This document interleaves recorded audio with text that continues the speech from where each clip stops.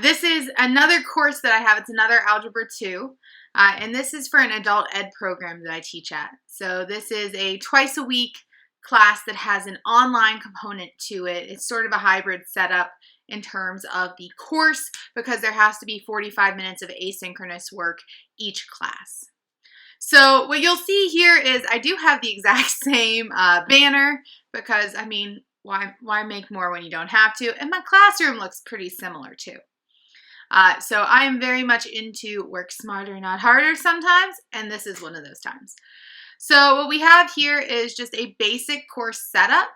And because of the way this course is structured, again, I wanted to keep everything where they can click on the things they need right here.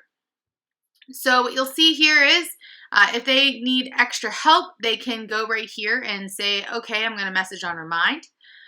You'll see that there's the Zoom link for the class, and the times that we use that, I do put an arrow on the picture so that it shows up and it's super obvious, like there's the link. Then we have course documents, just general items. There's also some resource items in there as well.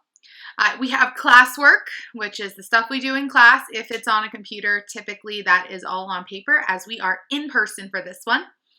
And then asynchronous work, so that's the things they're doing by themselves.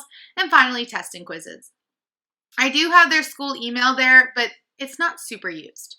Now, I did have a lot of freedom with how I set up this course, and this is sort of a preferred tactic for this style of course because it keeps everything in nice boxes.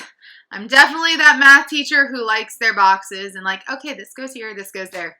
So that would be what I like about this setup.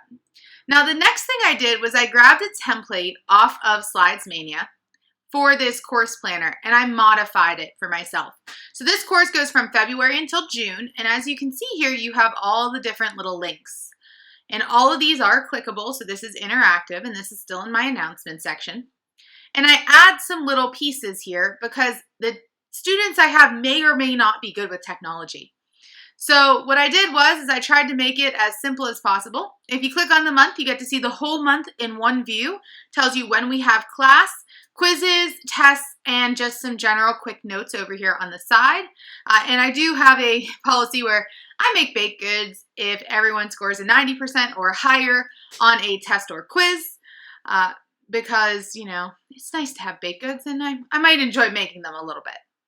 So if I just click here on one of the dates, you can see I have it Tuesday in class and Tuesday asynchronous, Thursday in class, Thursday asynchronous. And then any other general notes I'd have would be right down here. So you can see when we are supposed to have quizzes, test reviews, and all that. And I have it laid out all the way until April. So I really prefer to have a course set up so that they know what's coming at them ahead of time. Now we did have a weird start, so I do have to modify this, but what's nice is it automatically updates anytime I make changes to the original document. Once it's here, I never have to touch it again. So I do also have an email button here, but basically you can see the different months and what's going on. Now, as I scroll down, you can see the folder setup, which always, if you're gonna have an announcement at the top, you have to have a page for that announcement. Otherwise, your app users cannot get to it. Then we just have course documents and resources here, all the syllabus pieces and some resources because there was a course like this before that I was able to get some items out of. Anything classwork, so there was a night where I had to have asynchronous classwork, so there's that folder. And you'll notice the must completes here because I like to give my students check marks because on their side they get a little progress button right there where my cursor is and they can see exactly what it is they need to do very quickly. We also have asynchronous work and tests and quizzes in here. But that's all I have. It's a pretty quick folder and pretty quick setup. So if you have been teaching a course and you have a pre-made classroom and you can just copy and paste, use that to your advantage, and then you can just modify for your needs.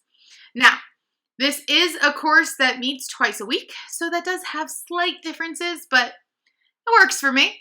And it makes it really easy for students to, you know, work around and figure out where to put things. Now, the one thing that I haven't done yet that I was considering, and I just haven't had time for, to be honest, is on each one of these little things, contemplating linking it to the actual assignment for that day, but that is something for when I have extra time, and right now that isn't the case. So we will see what happens there. And yeah, so this is my adult ed class. You can see it's organized differently because it is a different group of people and it has a different need. So I hope this helps, and I hope you enjoyed getting to see my Algebra 2 course. So like and subscribe, and I'll catch y'all later. Bye.